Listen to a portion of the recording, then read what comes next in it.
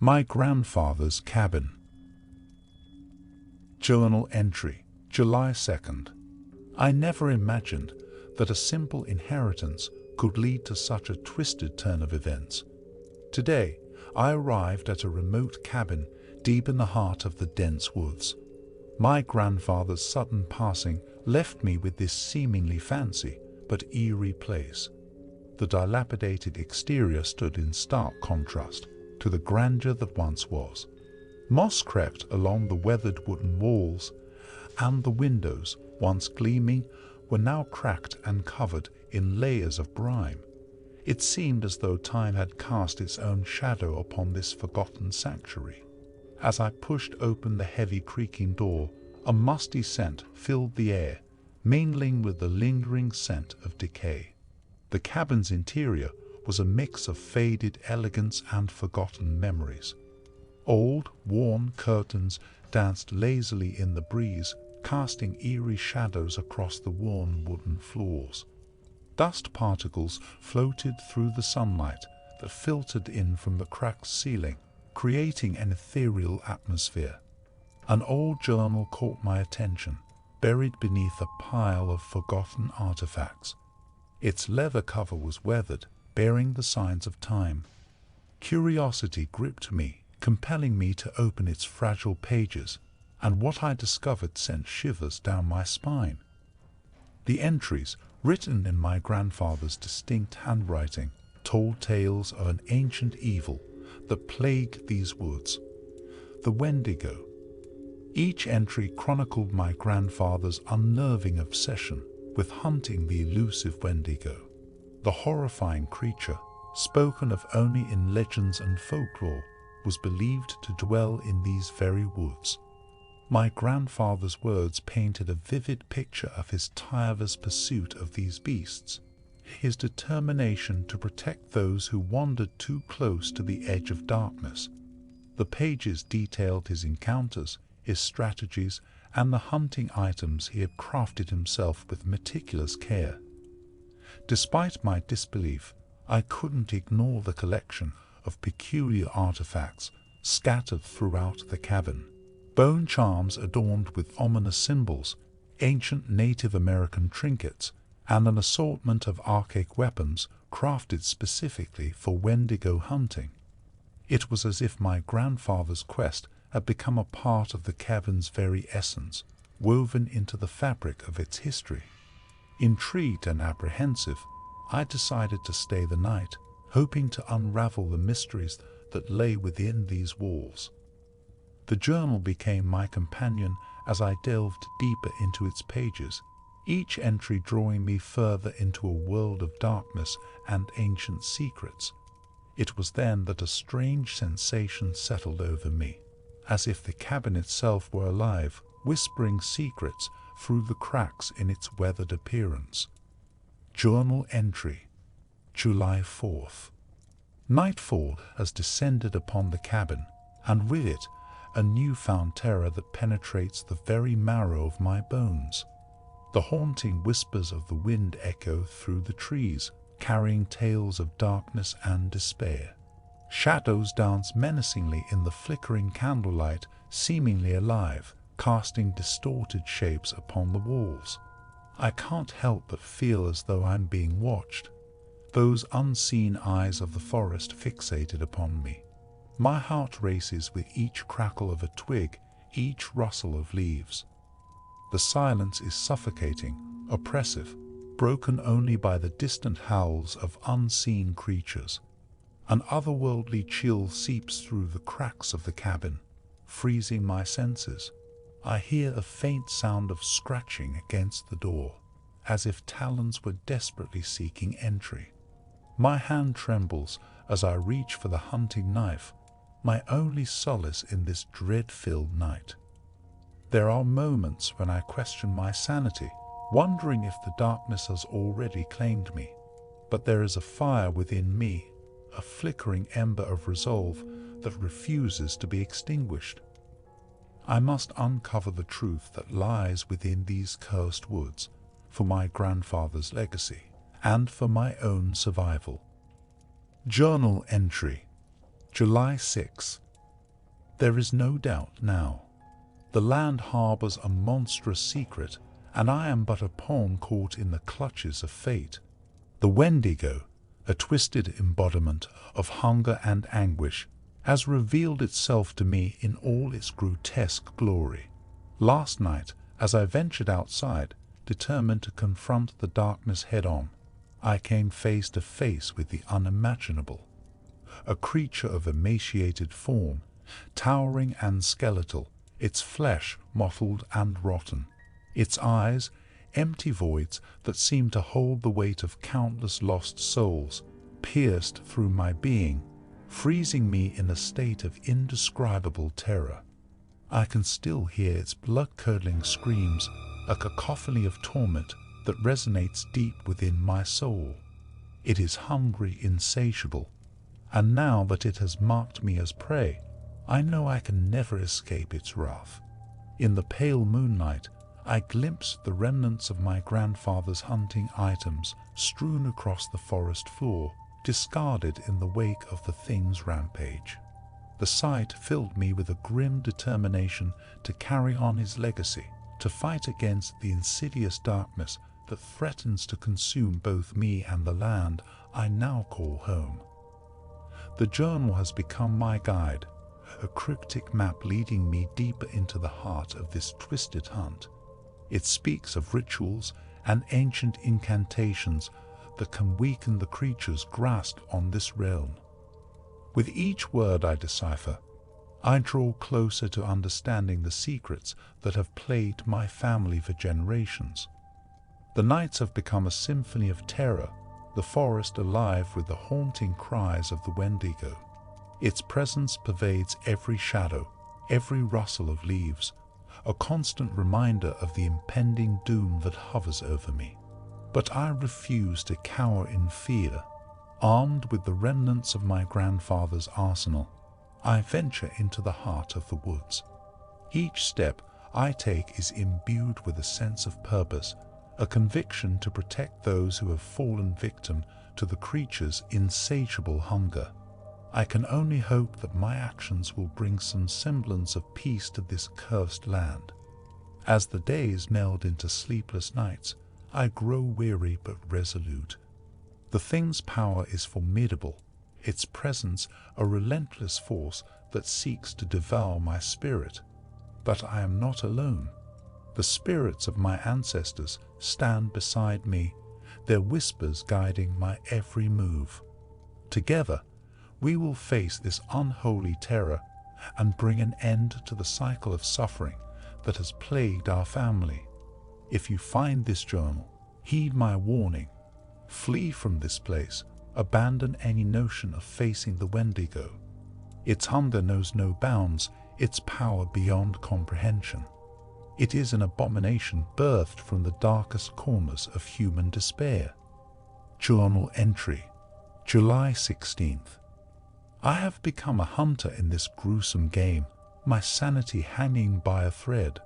My grandfather's legacy, once a burden I scorned, now weighs heavily upon me. I must stay to carry on his futile battle, to protect others from the terrors that lurk within these woods. Each encounter with that thing chips away at my resolve, testing the limits of my strength. I have witnessed its malevolence firsthand, its haunting presence seared into my mind. The memories of its twisted form, its bloodshot eyes, and elongated limbs will forever haunt my dreams. Yet I press on. My body bears the scars of countless battles, a testament to the resilience of the human spirit. With each passing day, my understanding of the Wendigo deepens.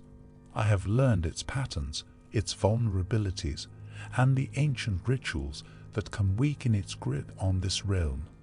Tonight, under the pale glow of the full moon, I shall venture into the heart of the creature's domain.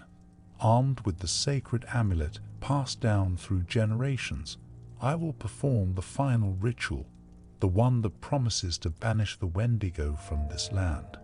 The weight of responsibility hangs heavy upon my shoulders. I carry not only my own hopes, but the hopes of all who have fallen victim to the evil spirit's insatiable hunger. It is a burden that cannot be shouldered alone, but I am driven by a determination to break this cycle of torment. I will not fail. Journal entry, July 18th. In the waning light of dawn, as the first rays of sunlight breach the horizon, I prepare for the final confrontation. The air is heavy with anticipation, a tangible mix of fear and determination. The sacred amulet rests against my chest, a symbol of hope and protection, as I step out into the forest once again. The woods hold their breath, as if aware of the pivotal moment that is about to unfold. The echoes of my footsteps are swallowed by the deafening silence. Shadows stretch and contort, casting twisted forms across the forest floor. I tread carefully, following the path laid out by my ancestors, guided by their whispers in the wind. As I delve deeper into the heart of the Wendigo's domain, the air grows colder, carrying the stench of decay and despair. I can feel its presence, a palpable malevolence that hangs in the air like a thick fog. The hairs on the back of my neck stand on end, and a shiver runs down my spine, but I push forward, unwilling to yield. The clearing lies ahead, a sacred space where the final battle will unfold. It is a place of power, where the veil between realms grows thin. The wind whispers ancient incantations, carrying the weight of generations past. I take a moment to steady my trembling hands and steady my racing heart. With a deep breath, I raise the amulet, its silver glow casting an ethereal light upon the surroundings. I recite the words passed down through time, the incantation that binds and banishes the ancient evil. Each syllable reverberates through the air, a plea for salvation and release. And then comes, emerging from the shadows, the Wendigo reveals itself in all its grotesque glory. Its haggard form looms before me, its eyes aflame with hunger and madness. The forest trembles in its presence, as if bowing to the entity that embodies its darkest secrets. I draw upon every ounce of strength within me, unleashing a torrent of arrows with unyielding precision. Silver pierces flesh, and the Wendigo howls in pain, its unearthly cries piercing the stillness of the forest. But it does not falter. Its twisted frame lurches forward, driven by a relentless hunger that defies comprehension. I brandish the hunting knife, its blade gleaming in the light. With each strike, I carve symbols of ancient power into the creature's flesh, etching away at the ties that bind it to this realm.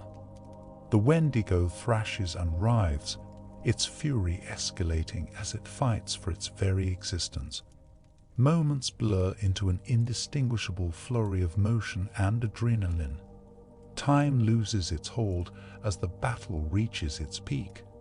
I stumble, bloodied and battered, but a fire burns within me, refusing to be extinguished. With a final surge of determination, I raise the amulet high, channeling every ounce of strength into the final incantation. A blinding light engulfs the clearing, searing away the darkness. The creature lets out a tortured scream, a cry of anguish that reverberates through the forest. And then, in an instant, it vanishes, consumed by the very void from which it emerged. I collapse to the ground, spent and exhausted. The forest returns to its natural state, the stillness broken only by my ragged breaths. The battle is over, but the scars run deep, both seen and unseen. I have fulfilled my duty, carrying on my grandfather's legacy, but the cost has been great. The Wendigo has been banished, at least for now. Journal entry, July 25th. Days have passed since the decisive battle against the Wendigo. and I find solace in the embrace of a world untouched by darkness. The sun rises with renewed warmth, casting its golden rays upon the rejuvenated forest.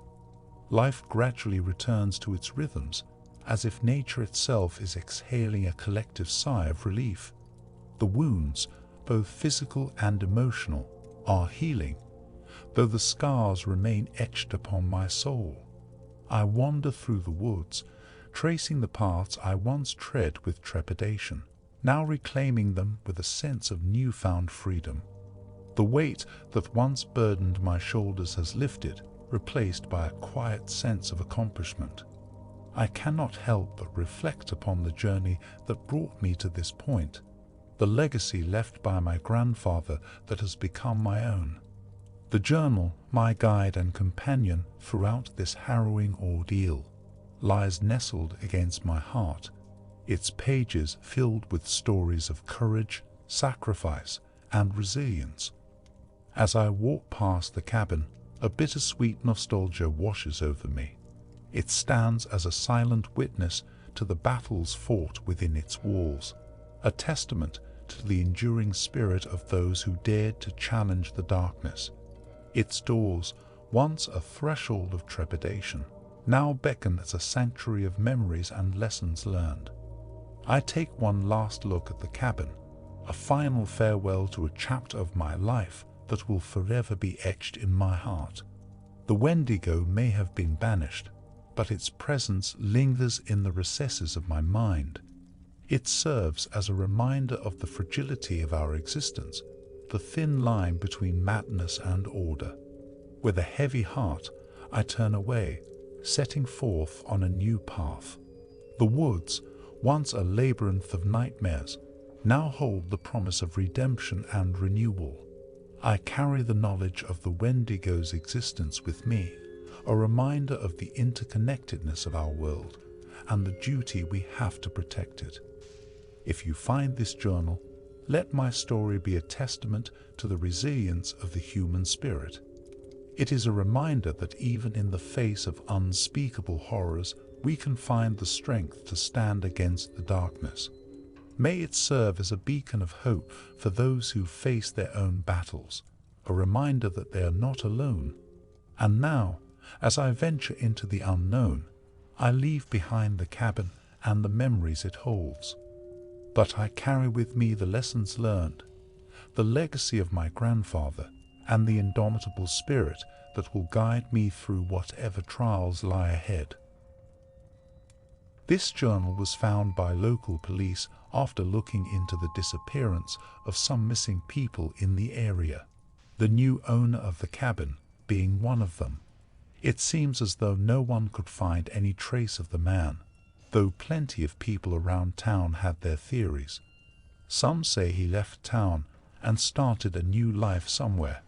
Some say he never left these woods.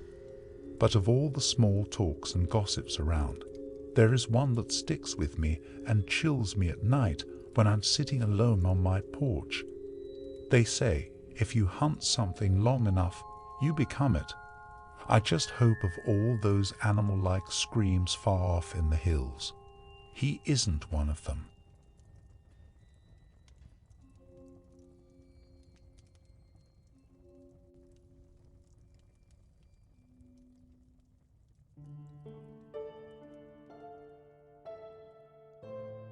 Hello and thank you for watching. My main goal for the channel was to cover stories I've been listening to for years and handpicking some of the better ones. But I've begun writing and featuring my own stories as well. These are not ranked and will be featured weekly. This was one of them. Let me know your thoughts by ranking it in the comments section. If you have a story you would like to have me cover, info is in the description. Thank you all again for watching and stay safe out there.